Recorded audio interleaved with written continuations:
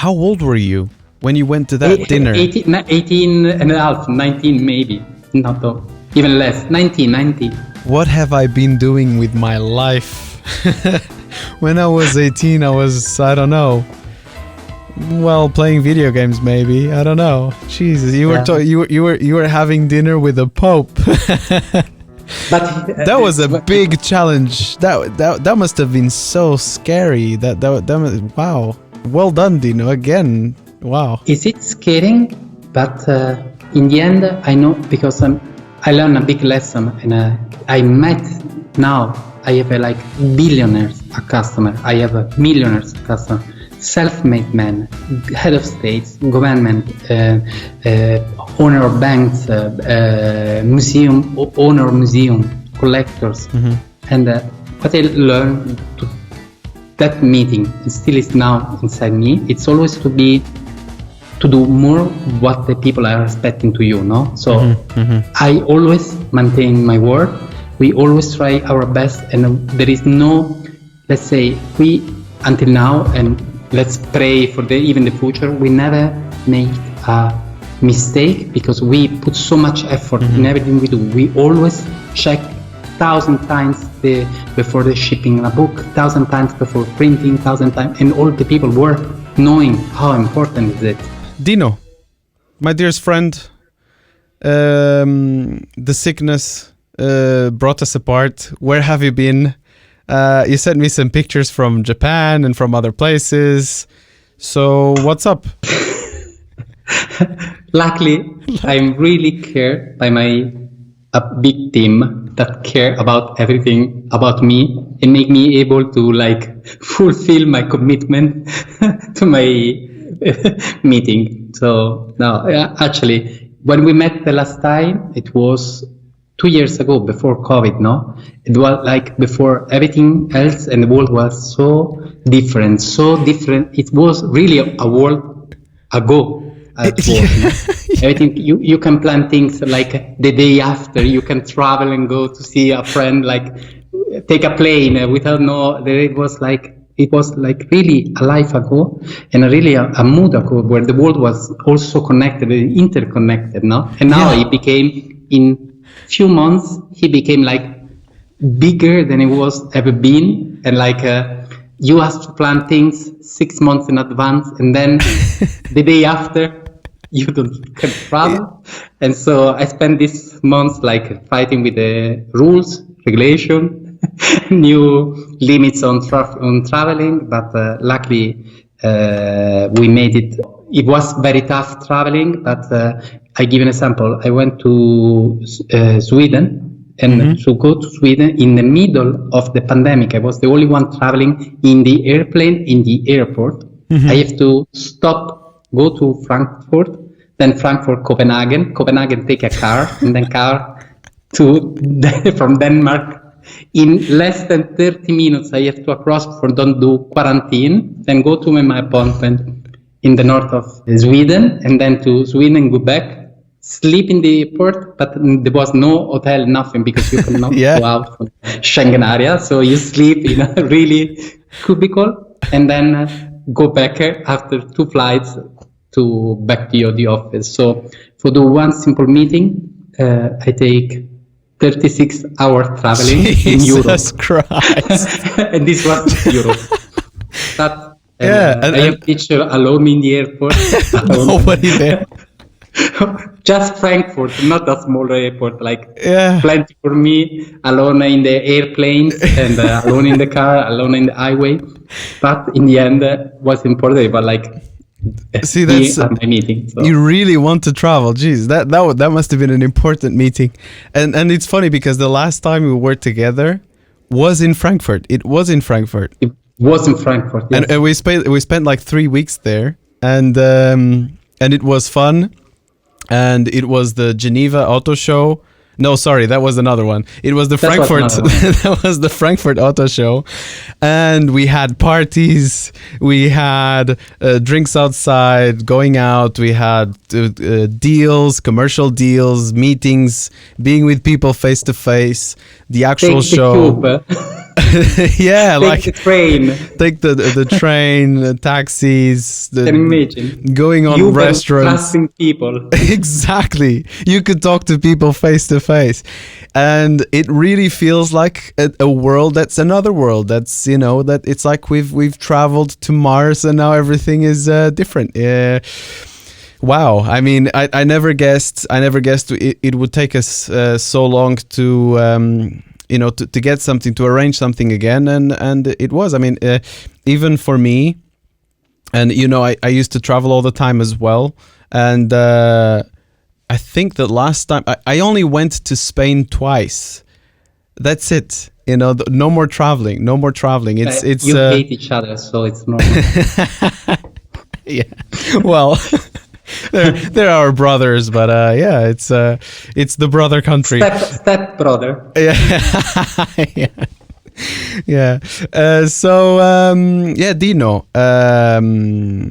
So the first time we met was in Geneva, and it was interesting. It was you were presenting your official Lamborghini book. That's one of the products, the dear products that you have in your collection. But before we go into that, I'd like to have some sort of a trip and see the world through your vision, through your eyes, your vision of the world.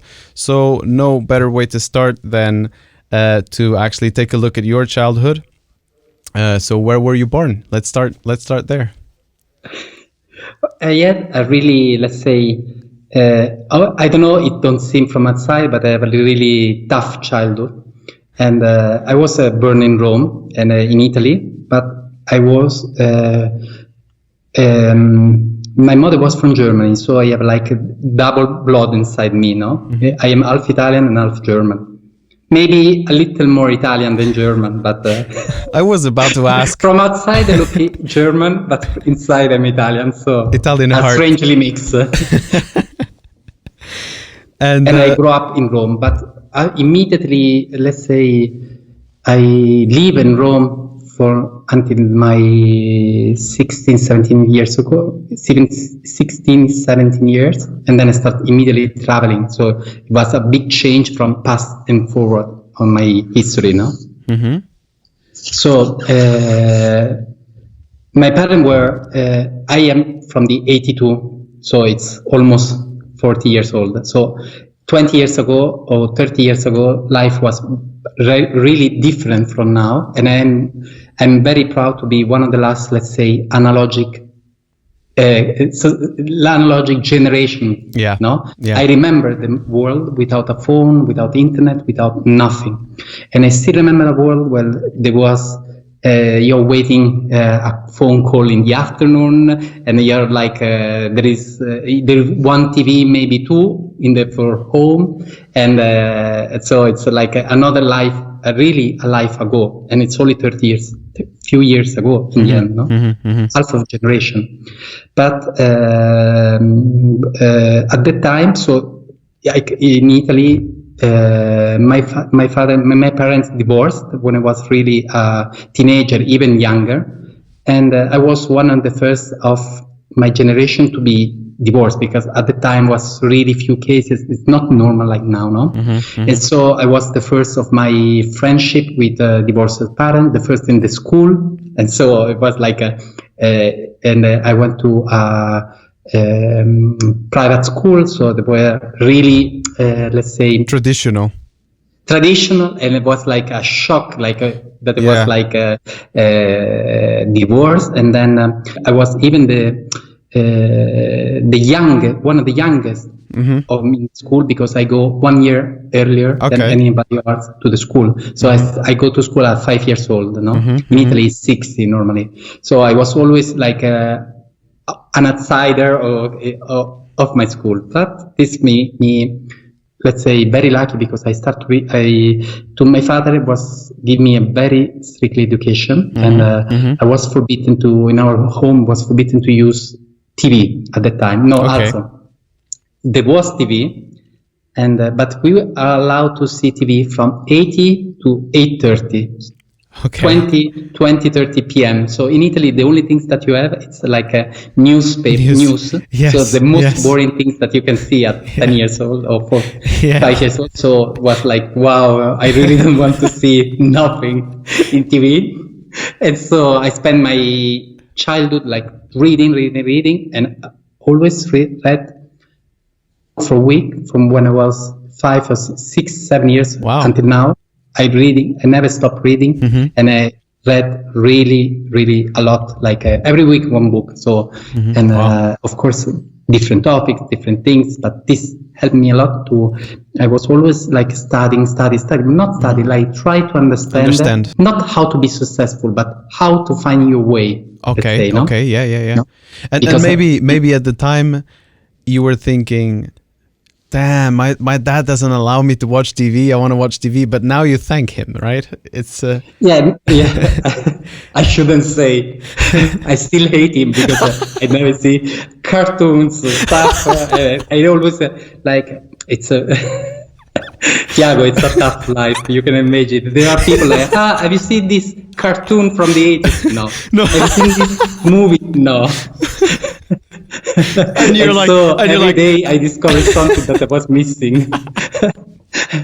And you're like, did you read this book? And they're like, no. Did you read that book? And no. Yeah, I can do this. But I see. So I grew up faster than my age, for sure.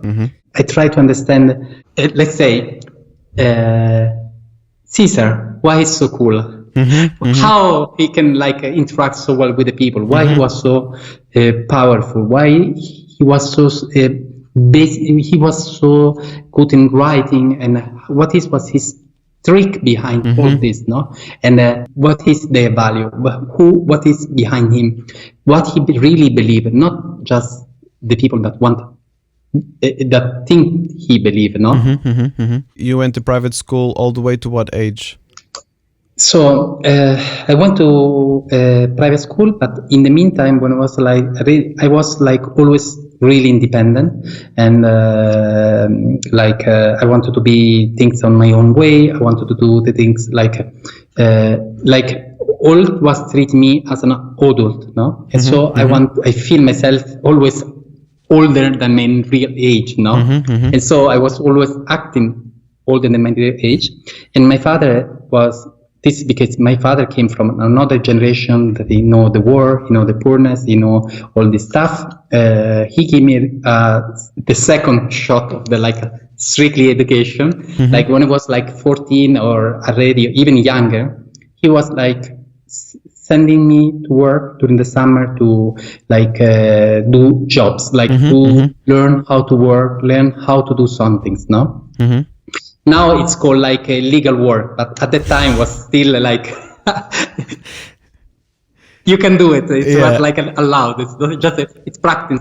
Yeah, exactly. Yeah. Now it's almost a strange, but I still was still allowed to work. In Italy, it's after 14 you can work as you cannot get job, but you cannot get paid, but you can learn a job, no?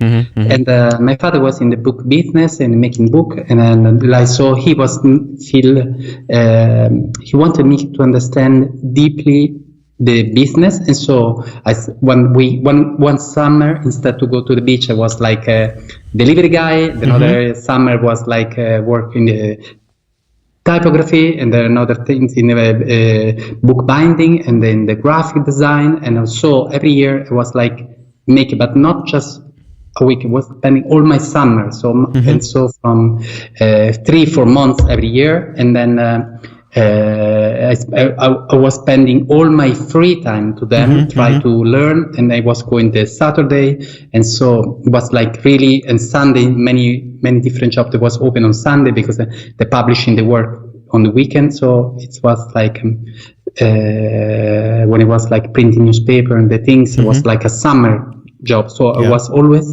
skilled and always prepared to working always.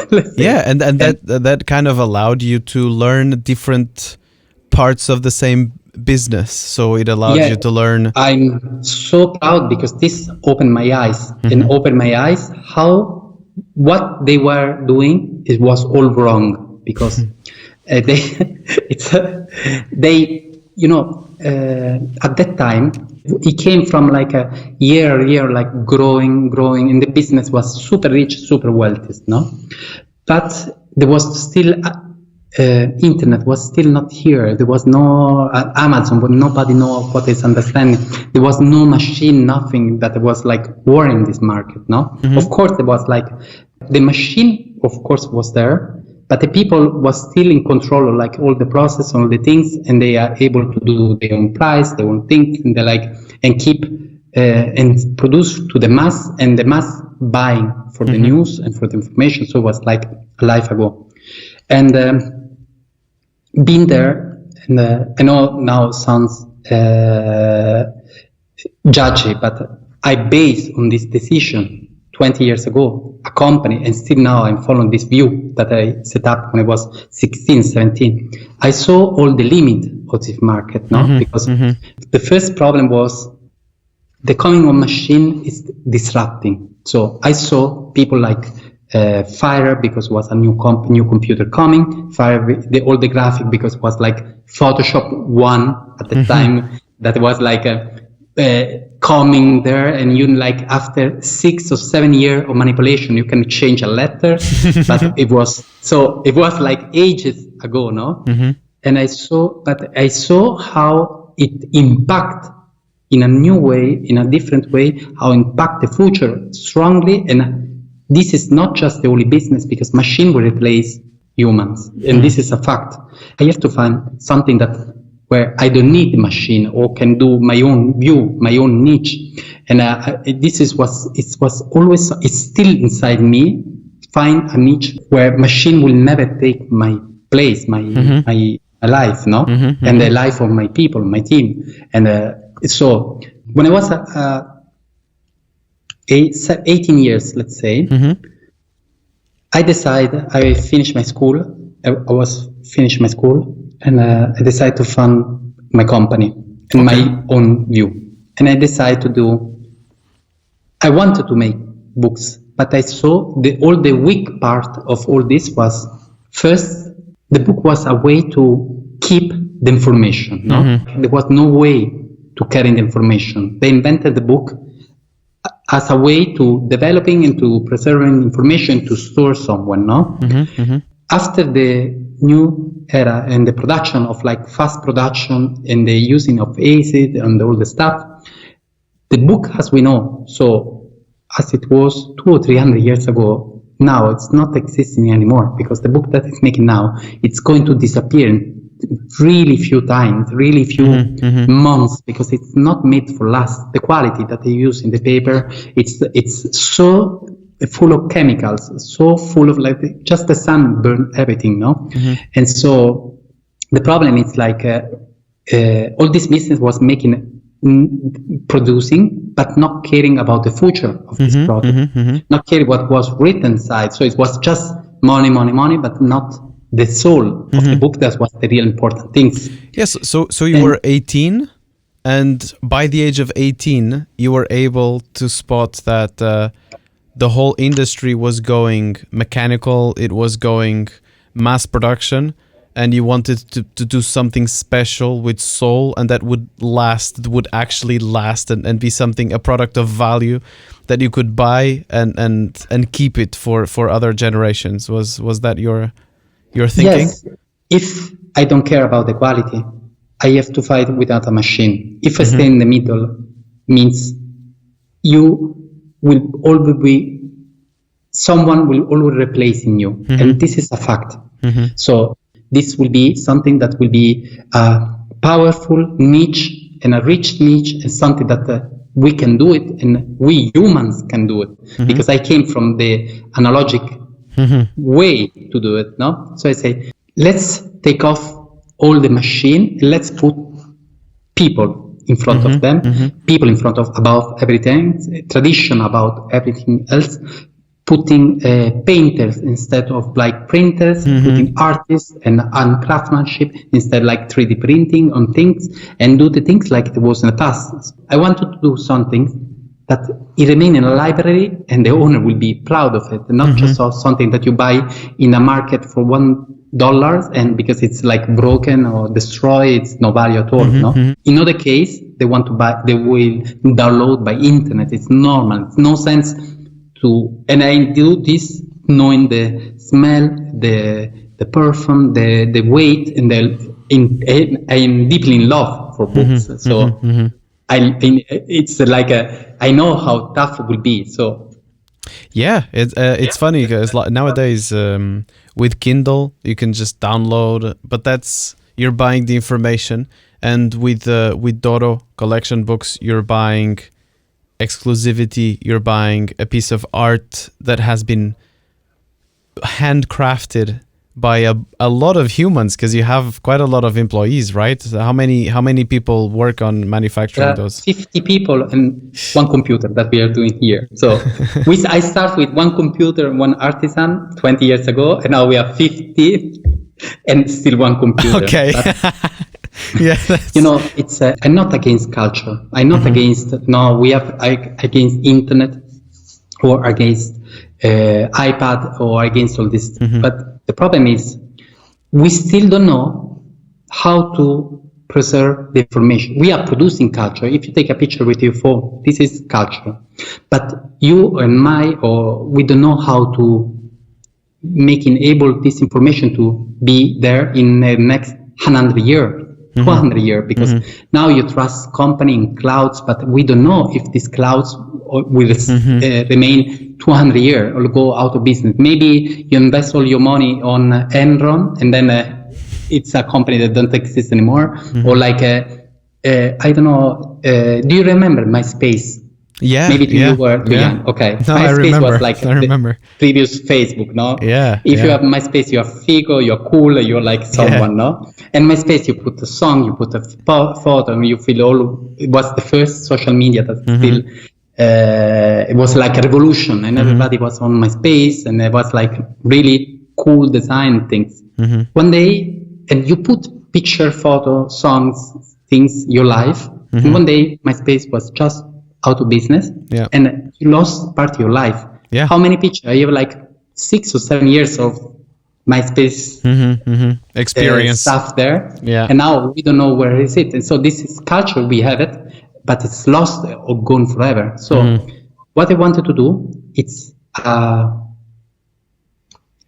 box, a jewel box, let's say, as you want, but a box able to preserve the information that I've written inside for at least 200 or 300 years.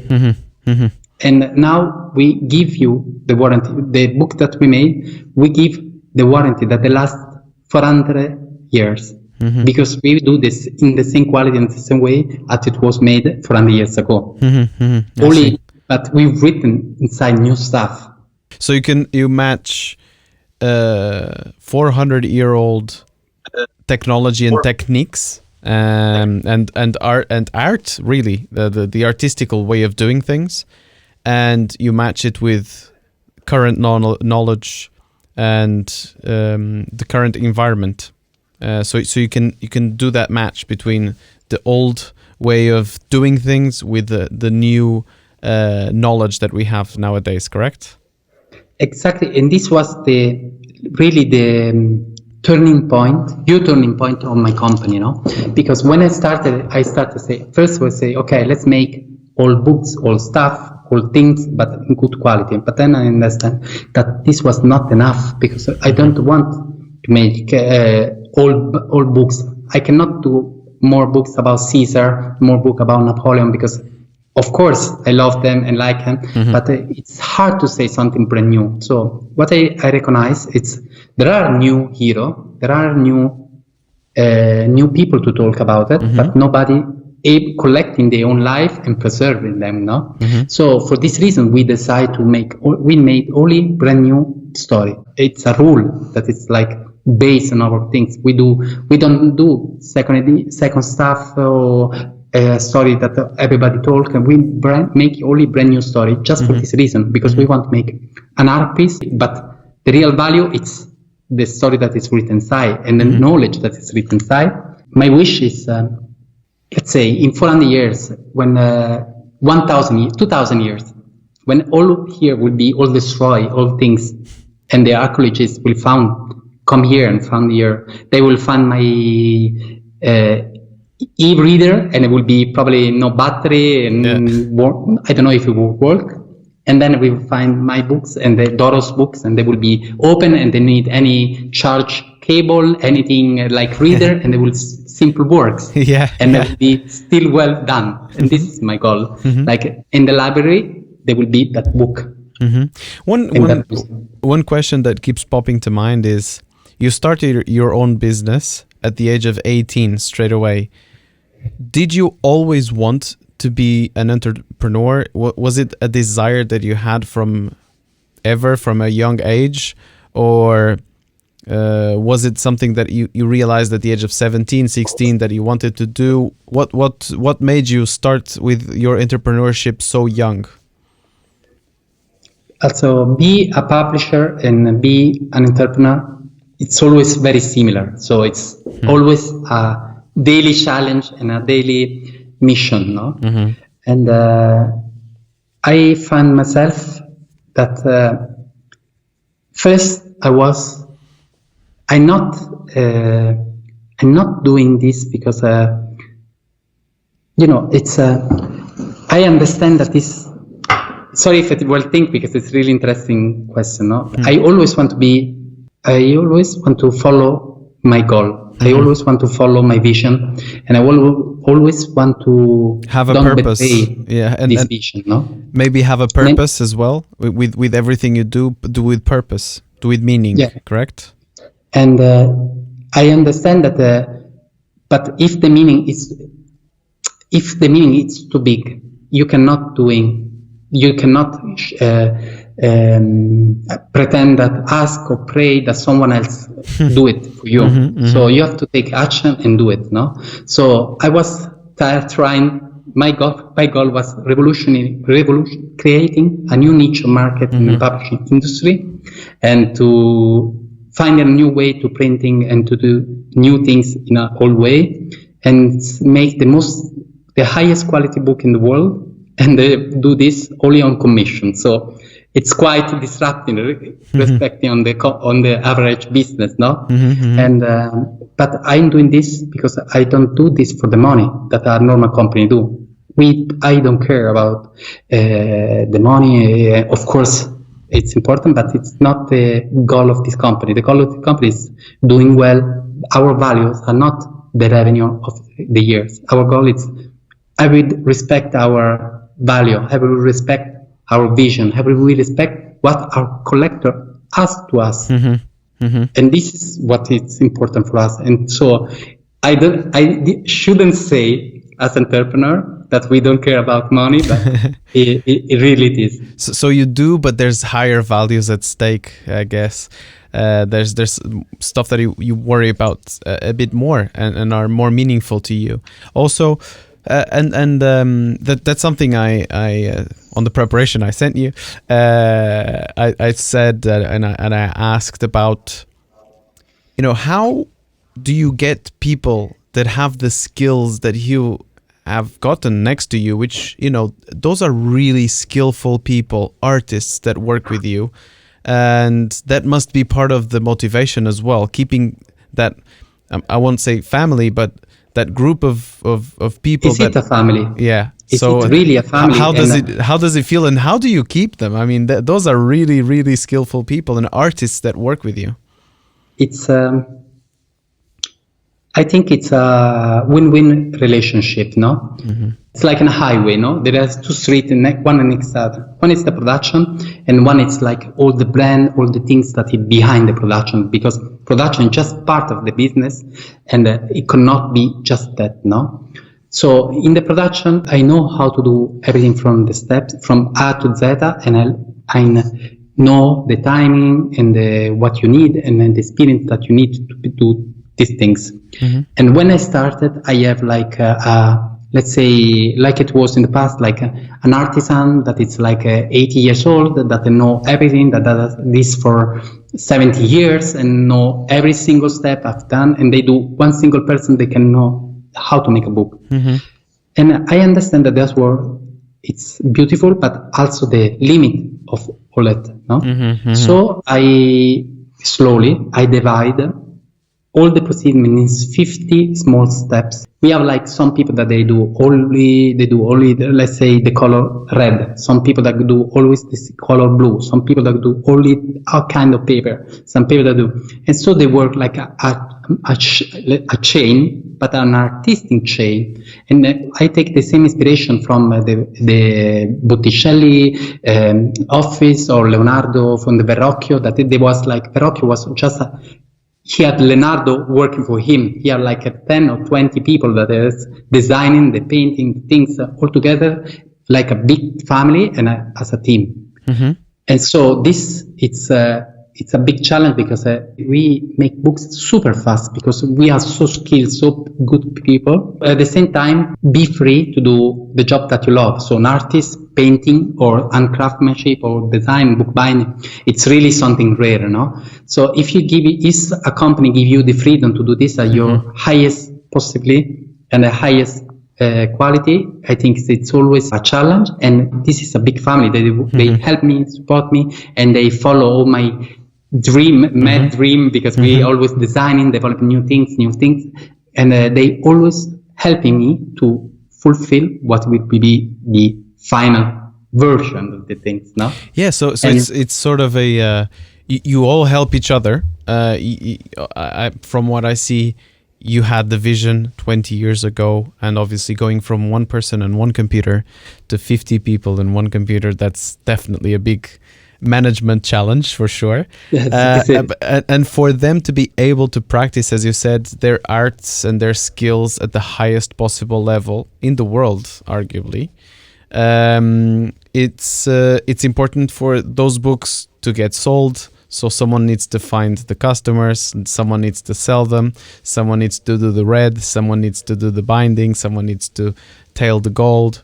So it's like you provided the environment to, and the whole structure, so those artists could express their art and have that family that allows it to exist, correct? So that's essentially the secret, right? It's to make sure that you get it well oiled and working. Now I shouldn't say as entrepreneur. So my first goal, it's not, of course they have to do their best, and we don't have no space for mistake. We don't have no space because our commitment are so expensive and so important, no? And the material is so pricey. I have some books that cost me, the production cost for me, industrial cost, or €4 for letters. Can you imagine? Make a mistake on a book in the middle, it's the worst that you can do. So, returning to the first question, it's like, for me, the important is like they are happy, they are safe, their family they are happy what they are doing, and they are like free to do it, no? So, for give an example, they are all artists, no? So it's very, all with their own mentality. But at the same time, they understand that they're doing this for something greater and something bigger, something important. So we are not like, they are challenging themselves, doing better and making better. And we work as a family like, there are people that like work during the night. Okay, work during the night. Who in the morning? Who in the afternoon? We don't give like a time frame or we give goals that have to set up. But often they are so involved in the project and so involved in the things that we are faster than any competitors. We deliver books in 50 days. When people just start, the other companies just make the design. We print the design and make the production of the book, and all the graphic, all the things, all by ourselves, with like all inside this company. And so we produce our paper, everything. It's handmade by us. The key factor of all this, it's like, okay, for do this, you need a lot of money, no? And so I am very proud and happy and thankful because all my customers understand, all my collectors, they understand we are making arts and we are making things, and we are like do this as with really with people and love and passion and what is behind all this. And so they pay us like on commission. We work only on commission, and so we work only on bespoke. And this gives us a lot of economic freedom to do what the customer wants, but to do in our way. No? Yeah, so you can really tailor-make your products to the customer, to their budget, and to what they want. Is the price of the book something you can disclose? The range? Yes, of course. We have like different books. We have some books let's say every year I make one book that have like a big distribution. When I say big, it's like 200, 400 pieces in the world. So big, it's like it's big for us. Yeah. And this has like a price around 10 to 15,000 euro each copy. When it's like on bespoke project, the price starts higher. It's around 50,000, 50K for copy. But this is include all the bespoke project, because we send you a writer that collect your life. We send you the painter and the book and the painter that make your painting with the photograph, because we want our goal. We don't want to make the most expensive book in the world. We want to make the best book in the world. Big difference. And we want our collector proud of us, keeping them proudly. No, and this is what our real challenge. So the big large sample, 200 samples, it's between 11 and 15,000 euros, and then the bespokes start at 50,000 and then go. Yes, depending on the request, because there are the material, the things, or the painting inside, if it's unwritten or not, and depending from many different things. We do all this on bespoke, but I give an example now. If you go to any publishing house and you ask, now I'm not just for giving us a big difference what we are doing now. If you ask like a bespoke project, generally they take 2 years for just make the agreement and maybe write in the book, and then you have to print. So, but we do this in weeks, few months, and we do this in 50 days, in 2-3 months. We make the books and the things, because in the period that a big company have to set up the design, set up the things, we already use that design as first copy. So already doing the job. We are like making art, and so instead to make a mold, we are making directly the first copy. Yeah. And so people understand this, because it's now it's this is part of why we are having this kind of success, because it's new generation. They understand that things having a book or having something special, but they don't understand to wait 2-3 years or too long, because it's like it's too long period, and it's a big challenge, not waiting so long for something that maybe it became old, And so what we are doing, it's doing not fast, but we are fast. Yeah, I see. So you keep all the soul, all the dedication, and you manage to satisfy those customers' needs and wants of wanting it pretty fast and having it delivered, and not having to wait 2 years for a book. So that's incredible. Think, Thiago, we have 50 people and we make one book for days. It's our production. So wow. We make 30 titles for years, different. Wow. So we do a lot. What you see on the website, I think it's just 1%, because many of them we are not can disclosure, and it's like mainly 95% of our customers, they choose us because we give them the real value. We give them the warranty that we destroy everything after. We don't have any mold, any CD, any image, because we destroy everything immediately after, because we want that the book, it's the real piece. Yes. Yeah. Wow. That's so interesting. That is really interesting. I didn't know that. It's a mission, Tiago. Every time. That's why I like talking to you, because every time I talk to you, I learn something new, and that is wow. All those details are big details, and they add up to the value, to the real value that you're offering. Some of your books, I mean, you've been the publishing house for 3 popes. You've did several works for American presidents and other people. I mean, how do you feel when you do works for those people? And then also I want to know who you've met, because I'm sure all that traveling and all those works, it means that you've met some people. I'm lucky enough to meet mainly all of them. We want to give, of course, we are expensive, but money is not the problem. We want to do a proper job in a proper way. So we want to really make something with a real value, no? We follow art rules, not publishing rules. We follow, so the limited edition, unique edition, few pieces, this is what we want to do. So it's really a mission, and our collector understand the importance of this mission, because they know that if they ask us a book, this book will remain, and it's not just a purchase that have no sense. It's making something real, no? Mm-hmm. So when I started the company, I understand that I decided, after developing the things and developing how should making and developing all the production and imaging, how should be this book made, I understand that the problem was what should be written inside it. What is the real story to say? So I decided to do, okay, let's do only bespoke project. I want to write only brand new story, no? Mm-hmm. But who have, let's say, the story big enough to be collected in that kind of book?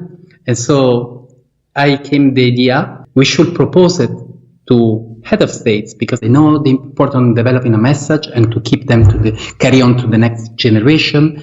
And my first customer was really the Pope, João Paulo. He was the first in believing in my company, and helping me to build my company by real. And then I met the Pope Ratzinger several times, Pope Francis, and an official publisher to them. I met I am official publisher 3 places in the United States, in several times in UK, in Russia, in the Middle East, and in all around the world. We sell in 35 different countries, to 35 different head of states. That is incredible. Well done. And that's only in 20 years. I mean, you started in 2000.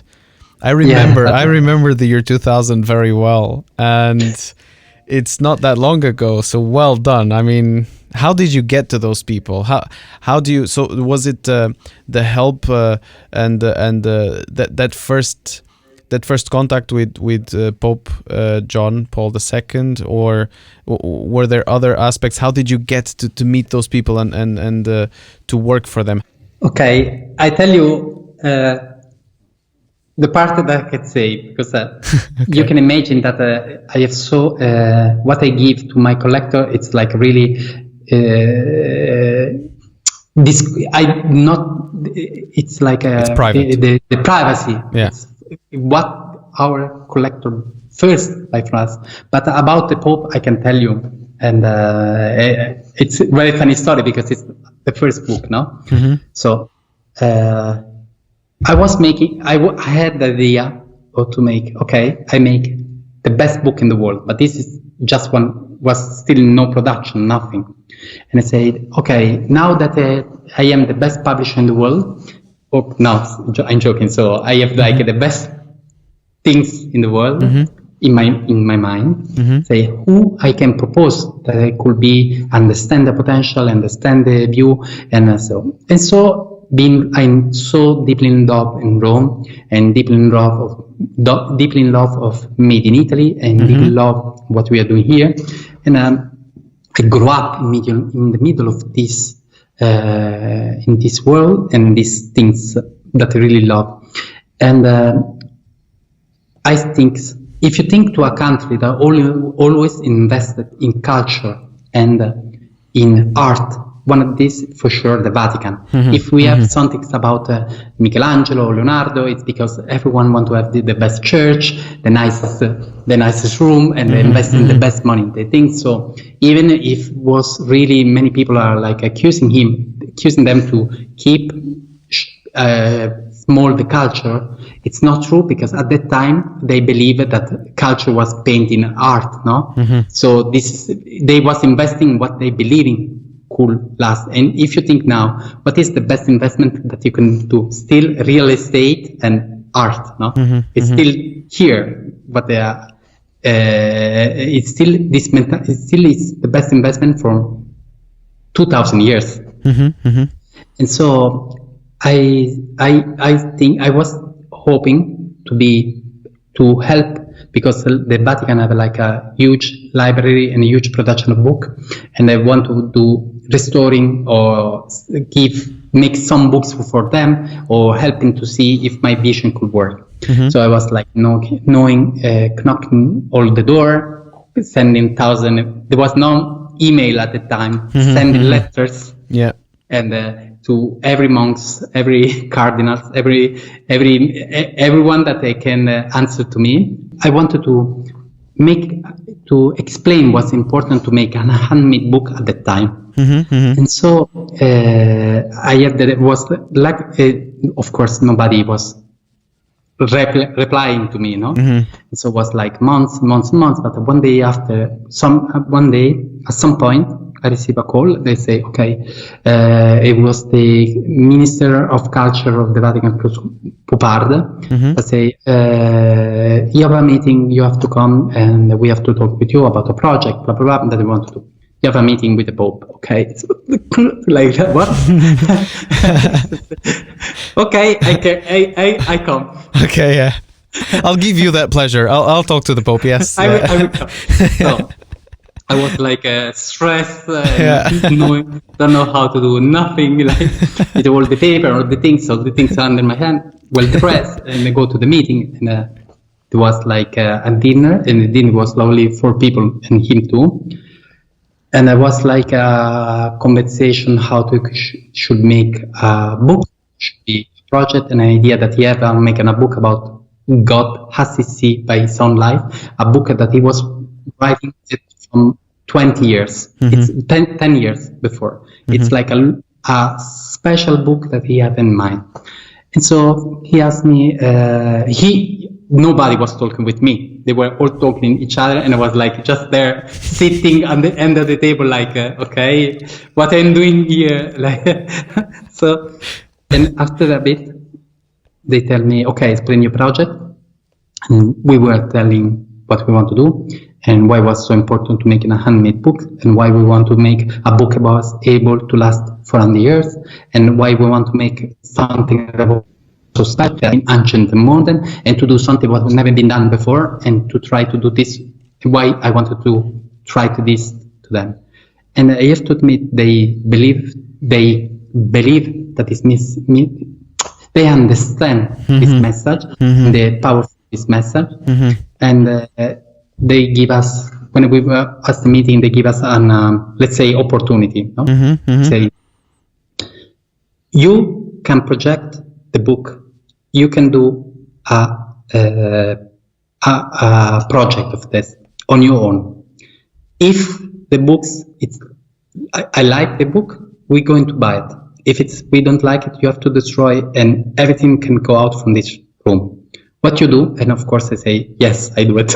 Because the first answer was, no, you cannot choose me because I'm too young and too unprepared. And they say, no. Actually, I ask why they were choosing me. That was like they have their own publishing company. They have internal in the Vatican, and the Pope say we have to. I believe in young, and I believe to the young generation and to the wild dream that the young generation can achieve. So I want to give you this opportunity on you, and then make this bet on you.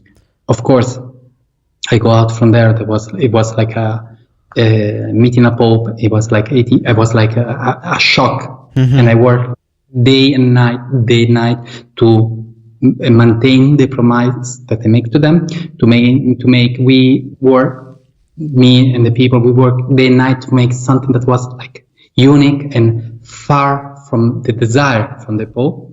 And the Pope worked 2 years more on the design of the book, on the writing, on the things, and we give us on the the last days of Jubileum, and we published this book that was, and I bring him to them to show. He liked it so much that the original agreement was to buy less 10 copy, but he liked it so much that he bought 200 copy. Wow. And give me the permission to make another 250, so it would be 490 copy. Sorry, 290 copy, so it will be 500 pieces in the end. And that I will be able to sell to my collectors, let's say.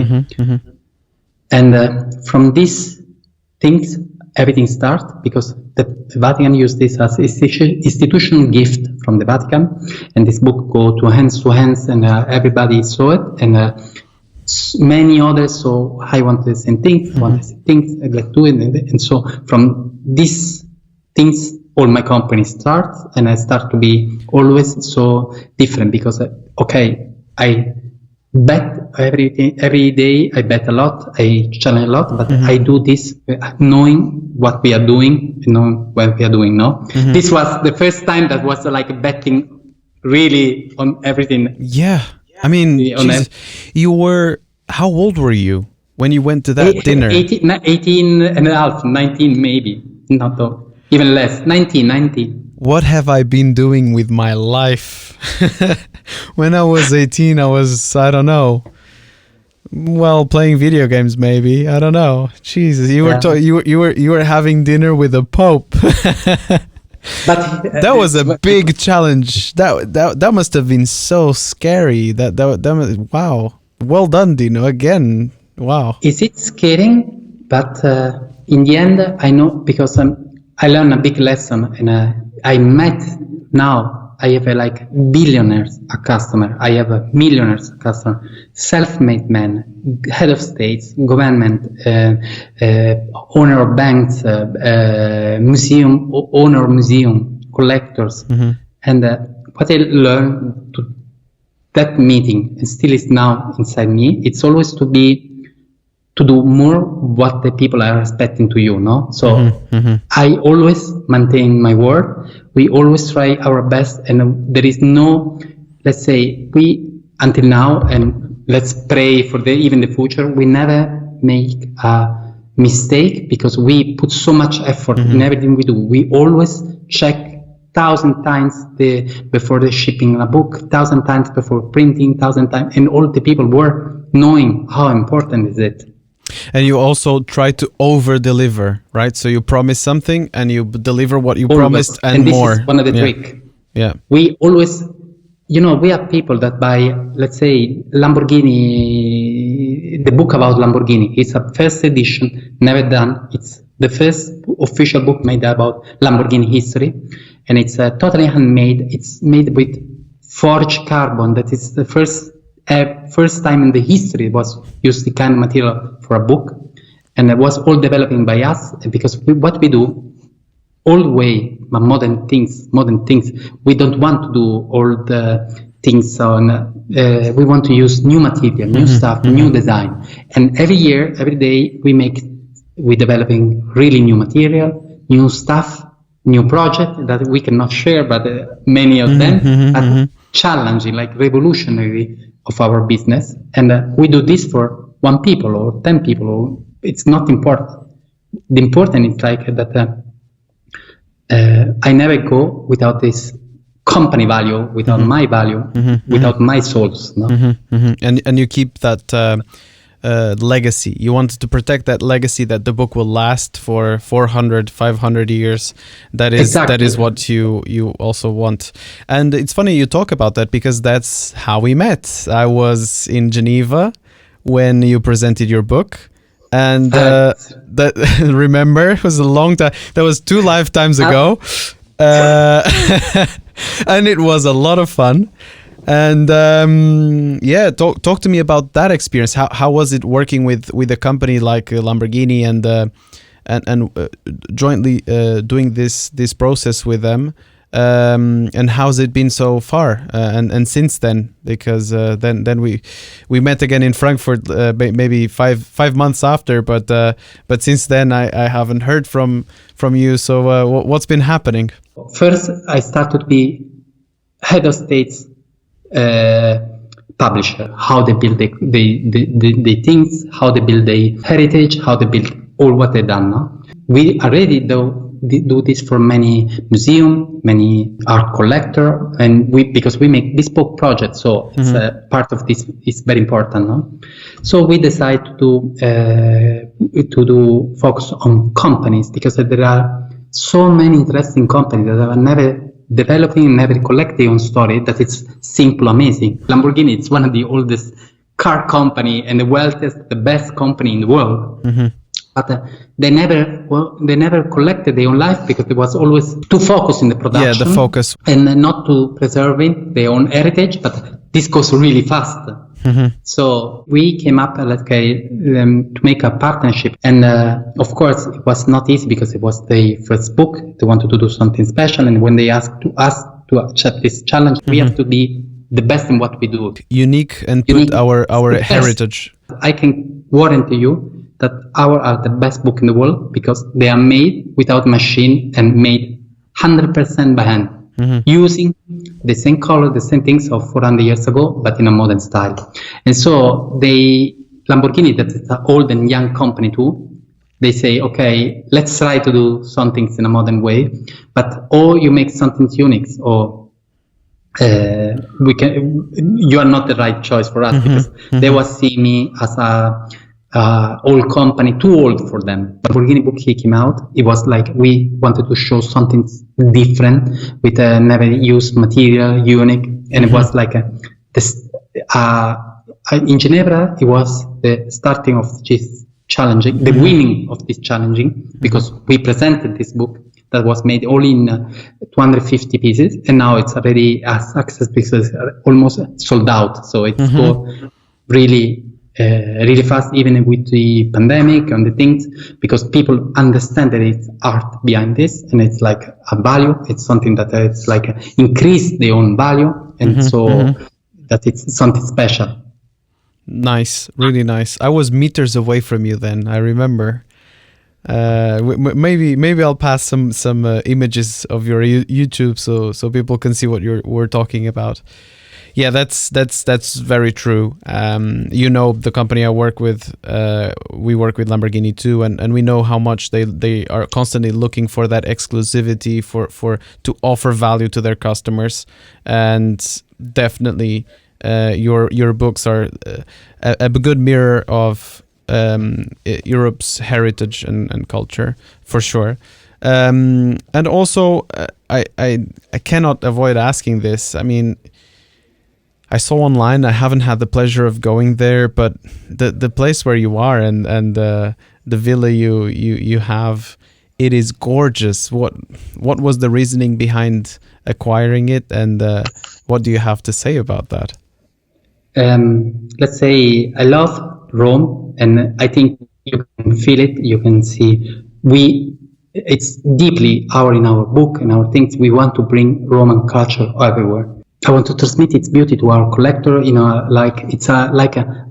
happier way. It's now oasis in Rome, in the center of Rome. It's a historical oasis. In our company, it's like it's a cultural oasis. So it's the perfect match. And I wanted all our customers to have understand how this beauty can affect what we do in a positive way, of course. So you all work there? All the production and all the things are handmade here. Okay. And the customer came here to pick up their own book.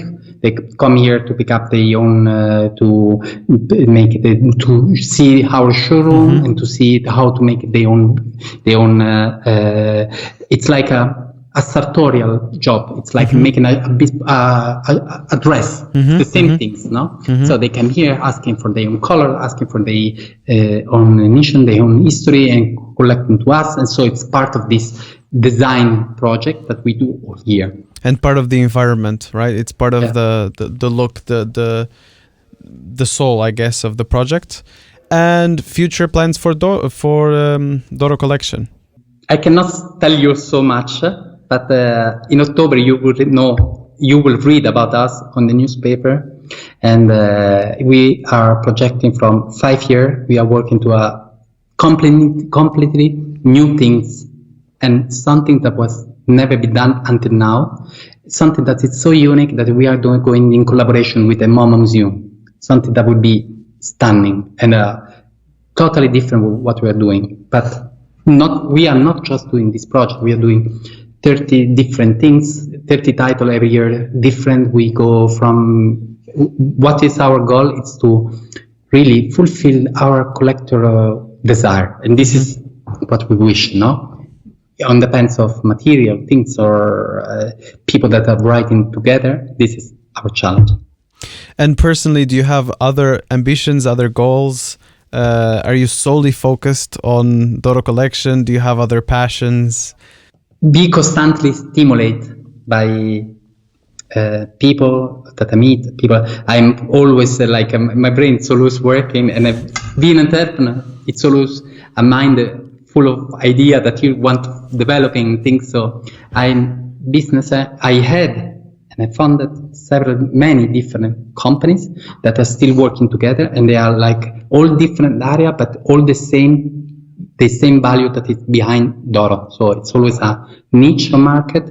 It's always in the luxury, with a luxury edition of the market. It's always like developing in a Italian way some things, developing an Italian message to a problem, or do things at the highest quality as possible. So these things are never give up, are always things that are embedded in all what we do, in all my company that we are doing, and that I'm trying to developing. And then, there's one thing I'd like to say, which is there's some sort of an idea of what it is to travel for work and to meet people professionally, and that they're either too boring. Those images, the images that people paint about business trips, they're either too boring or way too interesting. It's neither or. But one thing is for sure, and I think you are a prime example of this, is we met in a completely professional capacity, and we've actually developed a very good relationship, a very good friendship. And I think it's super interesting. It's always a pleasure talking to you. Obviously, lately it's been tough on actually meeting in person, face to face. But we kept this contact, and I'd like to thank you very, very much for this. It's a very young project, my podcast. It's very young, so thank you. And I'd like to hear your take on that as well. If what's your experience with business trips and finding different interesting people, and how do you feel about that? Also, first, there are multiple answers to this question, so I start step by step. Okay. First, I'm happy to be here, one of the first Thank of you, because I believe in young people. Now it's your turn. Now you are the Pope. I believe in what you're because it's what I learned. It's I always, all the people that I met, you can be just the Pope, or you can be an entrepreneur, or you can be whatever. What is important is to understand what is the key character that connect all of them, no? Even if you're 80 years old, or 18, or 50, whatever, it's always people that are full of curiosity, full of curious about life. They want to know, they wanted to understand, they want to understand why, and the reason, what you have to do. Always be curious. It's something that is very important. It's belong to my company, belong to me, belong to what I do, belong to where I travel, and to all the people I met. I want to, and for this reason, when you asked me to make this thing together, I was super happy because I like to share I don't have secrets. Of course, I have company secrets, but it's important to share what you're feeling, the things. I have people that are working for me that are 1,000 times smarter with them. I spend my time, okay, tell me how you do it. But they are like, I have even people that work for enemies company, and I say, okay, come with me and be free and to do what you wanted to do to me. And it seems strange, but I have like an amazing team because I challenge them, we give them the freedom, and then I'm not close. I don't have enemy. Competitor, many, but no enemy, and I don't want to make business having enemy on things. Of course, you control time, because time, it's very important, and it's the only money that you don't get back. You use it and you don't get back. It's only money that you cannot make it more. No. Yeah. Until now. Yeah. And so, for my work, be entrepreneur. You started, and you will see. It's very when you want to do something properly, it's time. It don't exist. There is no Saturday, no Sunday. I go to work. I wake up every morning at 5. I go to sleep 1 or midnight or 1 a.m., 2 p.m. Saturday, Sunday, I always work. I never been one day sick from 10 years ago. And never holiday, then never you can do weekend or things, because it's always focus on what you're doing. And when I travel, I always travel to see, and I'm lucky because I travel so much. Because until 18, I was like traveling, I see all Italy, but after 18, I went through, I saw all the world, and I saw not only for let's say for business meeting, but even for enjoying it. I went to Tibet, I went to Nepal, Gabon, Cambodia, Africa, Angola, all around the world, like traveling, like with a setback, and see the world how it was, no? With my own eyes, and to understand what is all behind this, and try to get the important and to respect them. So I'm very, very proud to be Italian. I'm very proud to be Roman, and this is part. But I'm not. If you don't have to focus on that, and you have like to developing always this. No, okay. I'm from Rome, and I love this, but I can grow up and becoming better, taking part from others. No, so I make 4 flights for a week. Average was before the COVID, but now it's 1 or 2, but still traveling. And still I get surprised to talk with the people and to understand what they do, or if I have like time, I try to see things that I love, things that let's see, be surprised by the world. Constant, it's like it's always teaching something to you, and you are just to get the information. It's everywhere. No, do my business. It's not so hard. You can learn from a book how to do nice book. It's how I learn. I take a book from 300 years ago and learn from there how to make a book. But the problem is what you do with this information. The key point, no? So the difference between knowledge and wisdom. Yes, I never worried about to do something new. I never worried to do mistakes, because okay, of course, you can make something economic mistake, you can make misviewing mistake, but if you're like a strong team, people that believe in you, people that stopping you if you are doing something nothing so properly done. COVID, it was like a big challenge. Even in Italy, they forced us to close for 18 months, and then forced us to do smart working and all this stuff. I called all my employees and told them, 50 people, and say, guys, how is going the situation? What is going you do with your family? How is going? And I invite them to not doing smart working, because it looked like a really nice word, but actually have their own office, have their own coffee machine, have their own environment. It's important for the employee. It's a cost for who give the job and for the entrepreneur. No? Mm-hmm. So instead to say, stay at home, let me save money, I told them, I'm forcing you, but of course in a positive way, mm-hmm. to come here and work and be in your place and be your desk and have your own space. Of course, we have all the place where I get all in safety and environment, and I'm mm-hmm. lucky that we are like big spaces and all this stuff. And the first month there was we don't want and the things, but after a month they always say, thank you for letting us to do this. Mm-hmm. Thank you for letting us be part of that. And my company, we were able, fully filling all the requirement for the government to remain open in full swing, and to have like people working, and to have like all the people like a normal family should be. Mm-hmm. It's something that I saw from all people that was during the Second War, or all people that was doing business in different countries, because this is like a war, no? Mm-hmm. So COVID, it was like a changing of everything. It's about a challenge and like a point of everything, but even like a step back on many things. Mm-hmm. No? What is important, not?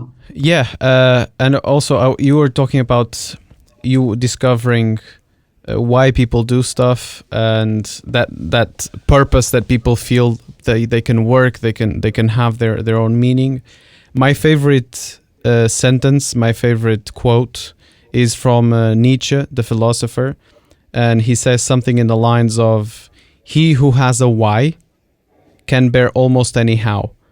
So if you have a purpose, it doesn't matter how you get there, really, because any suffering you might be enduring, it's actually to aim for a goal.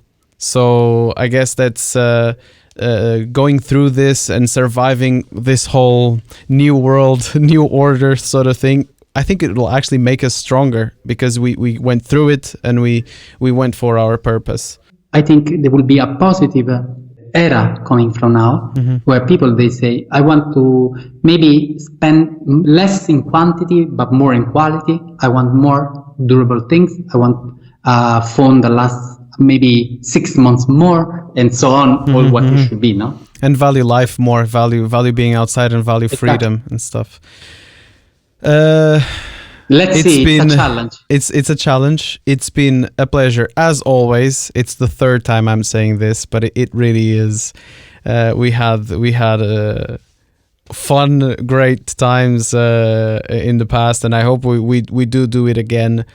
Thank you again for coming, for allowing me quite a lot of your precious time.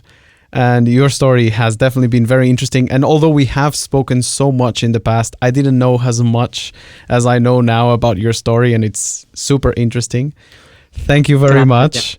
Yeah. I hope we are a big luck. You and me are fortunate.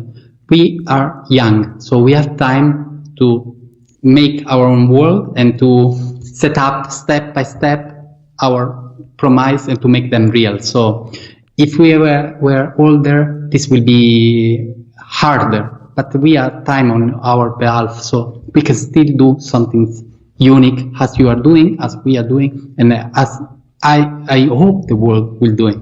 So let's open for a better time. Awesome. Thank you so much, and Ciao, see you Thiago. around. Bye. Thank you. Come to Rome.